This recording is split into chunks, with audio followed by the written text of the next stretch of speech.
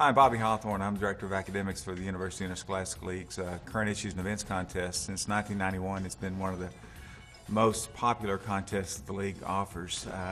In this contest, students are asked to answer 40 multiple choice questions and then write an essay, and they have an hour to do this. Every now and then I'll ask questions like, which statement is true? For example, which statement about President Bush's 2007 budget is true? Or I might ask a question like, which statement is not true?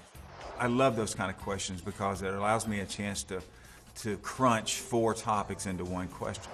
The essays are probably the most important part of the contest. It's one of those things where I want students to be able to assimilate information from a number of sources so that you're explaining not what happened or where something happened, but why it happened. So what that it happened, and what if something else happened? So it's a true interpretive, analytical essay, and it's the most fun part of the contest. I know every year I have a lot of fun coming up with the topics, and I know the students kind of have a game to see if they can guess what the topic's going to be.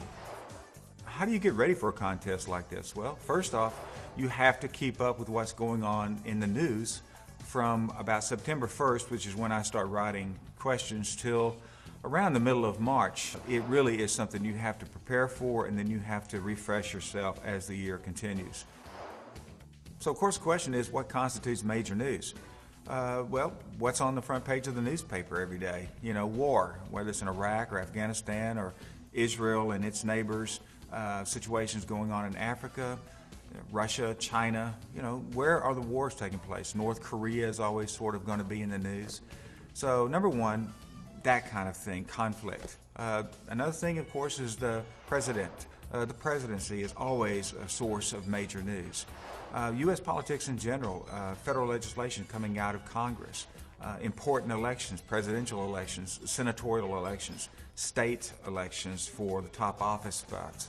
The deaths of prominent people.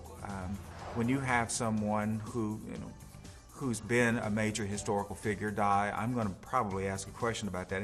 And it can also be an artistic person, a famous director, a famous actor. I don't get into trivia very much, but if it's a person of substance, someone who's been around a long time and has, contributed to the arts in a significant way, there's a good chance I'm going to ask a question about that. Science breakthroughs, health breakthroughs, especially stories about some breakthrough in cancer research, heart research, diabetes, Alzheimer's, genetic cloning, that kind of stuff. And there's breaking news you can't predict. Again, it's just one of those things that when you're preparing for the contest, you have to look at it and bring some news judgment. How significant is this? And that's part of the fun of trying to guess what it is I'm going to ask. So, where do I get the information for my questions? I read newspapers every day, and what I recommend you do is the same thing. I recommend that you get access to a good national newspaper, and there's a lot of them out there. There's USA Today, the Christian Science Monitor, the New York Times, Washington Post. Most of these are available online for free. Second thing is you have to have access to the weekly magazines, either Time or Newsweek or U.S. News and World Report. They all cover basically the same thing. All right, so what's in it for you? First off, it's fun. I mean, the kids who make it to state have a great time. It's an opportunity to get together with other students and teachers who have similar interests to achieve goals that will bring you a lot of personal satisfaction and, who knows, maybe even some public recognition.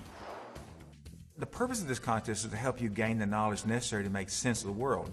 The situation in the Middle East is so complicated if you don't understand the context. If you don't really understand the debate in Congress and how politics works, if you don't understand global economy, if you don't understand global warming and the impact that man has on the environment, these are things that require a lot of information. And if you spend September through March reading newspapers, reading magazines, collecting this information, you will know what all this means. You will be able to actually discuss something at a party intelligently. A long time ago, one of my favorite college professors told me, your opinions are only as good as your facts. And he was right. Too many people out there hold strong and unshakable opinions about topics of which they know little or nothing.